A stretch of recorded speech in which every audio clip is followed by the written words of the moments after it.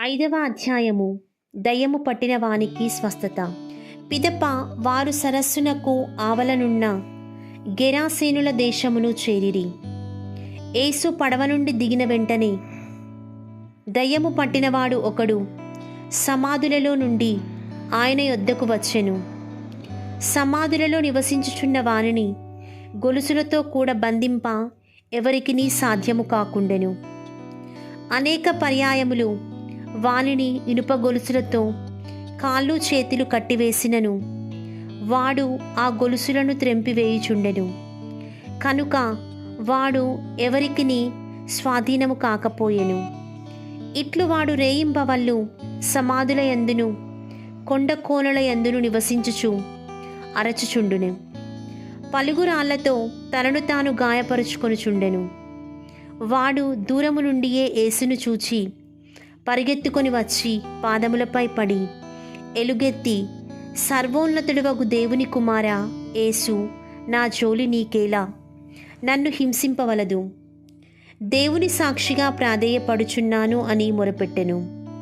ఓరి అపవిత్రాత్మ, వీని నుండి విడలిపొమ్ము అని ఆయన శాసించినందున అతడట్లు మొరపెట్టెను. పిమ్మట ఆయన నీ పేరేమి అని వారిని ప్రశ్నించెను. వాడు అందులకు, నా పేరు ధలము, ఎందుకనగా మేము అనేకులము అని జవాబిచ్చెను. మమ్ము ఈ దేశం నుండి తరిమివేయవలదు అని ఆయనను మిక్కిలి వేడుకొనెను. అప్పుడు ఆ కొండ ప్రాంతమున పెద్ద పందుల మంద ఒకటి మేయుచుండెను.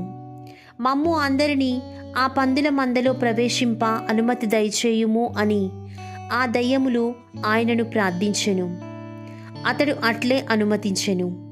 అంతటా ఆ భూతములు ఆ పందులలో ప్రవేశించెను. రమారమి 2000 సంఖ్యగల ఆ మంద నిట్ట నిలువుగానున్న మిట్ట నుండి సరస్సులో పడి మునిగి ఊపిరాడక చచ్చెను. అప్పుడు పందులను మేపువారు పరిగెత్తి పట్టణములలో పరిసర పల్లె పట్టులలో ఈ సమాచారమును ప్రచారం చేసిరి. ఆ దృశ్యమును చూడ జనులు గుమికూడి వచ్చిరి. దయ్యము పట్టినవాడు వస్త్రములు ధరించి స్వస్థుడై కూర్చుండి ఉండుటను చూచి వారు భయపడిరి. పందుల వృత్తాంతమును, దయ్యములు పట్టిన వాని కథను విని చూచిన వారు ఇతరులకు దానిని తెలియజేసిరి. తమ ప్రాంతమును విడిచిపొమ్మని వారు ఆయనను ప్రార్థించిరి. అంతటా యేసు పడవ ఎక్కునప్పుడు, నన్ను నీ వెంట రానిండు అని దయ్యము పట్టినవాడు ప్రార్థించెను. అందుకు ఆయన సమ్మతింపక, నీవు నీ ఇంటికి నీ బంధువుల యొద్దకు పోయి ప్రభు నిన్ను కనికరించి నీకు చేసిన మేలును గూర్చి వారికి తెలియజెప్పుము అని వానిని ఆజ్ఞాపించెను. వాడు పోయి యేసు తనకు చేసిన ఉపకారమును గూర్చి దెకపోలి అనగా 10 పట్టణములు ప్రాంతమున ప్రకటింపసాగెను. అందుకు వారు మిక్కిలి ఆశ్చర్యపడిరి. పాలకుని ప్రార్థన. పిదప యేసు పడవపై సరస్సు ఆవలి తీరమునకు వెళ్ళగా జనసమూహము ఆయన యొద్దకు చేరెను. అట్లు ఆయన ఆ సరస్సు తీరమున ఉండగా ప్రార్థనా మందిరాధ్యక్షులలో ఒకడగు యాయీరు అనువాడు వచ్చి ప్రభు పాదములపై పడి, ప్రభు, నా కుమార్తె మరణావస్థలో ఉన్నది. తాము వచ్చి ఆ బాలికపై తమ హస్తముల నుంచిన ఆమె స్వస్థత పొంది జీవింపగలదు అని మిగుల బ్రతిమాలెను. అంతటా ఆయన అతనితో వెళ్ళుచుండగా గొప్ప జనసమూహము ఆయనను వెంబడించుచు పైపై పడుచుండెను. రక్తస్రావ రోగికి స్వస్థత. 12 సంవత్సరముల నుండి రక్తస్రావ వ్యాధితో బాధపడుచున్న ఒక స్త్రీ ఎన్నో బాధలు పడి ఎందరో వైద్యుల యొద్ద చికిత్స పొందుటకై తనకు ఉన్నదంతయు వెచ్చించినను ఆ వ్యాధి ఏమాత్రము తగ్గక పెచ్చు పెరిగెను.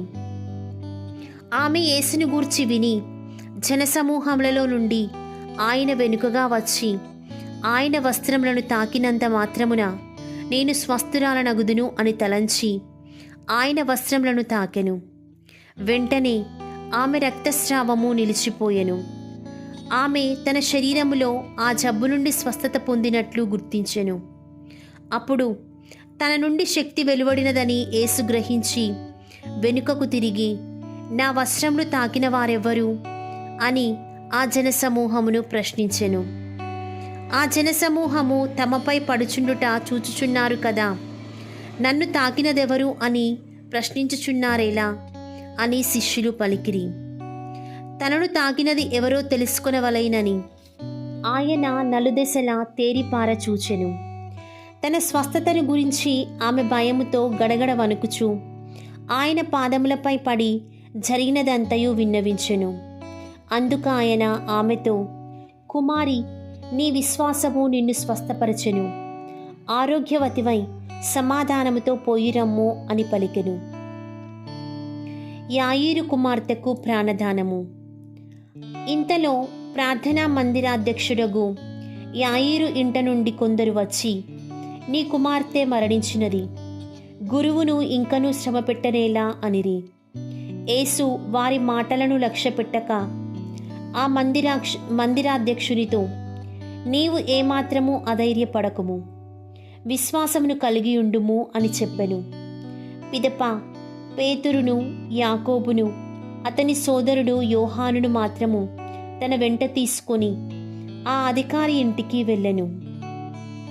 అచ్చట జనసమూహము గొల్లున ఏడ్చుటయు ప్రలాపించుటయు చూచి ఆయన లోపలికి ప్రవేశించి, మీరు ఎలా ఇట్లు గోలగా ఏడ్చుచున్నారు?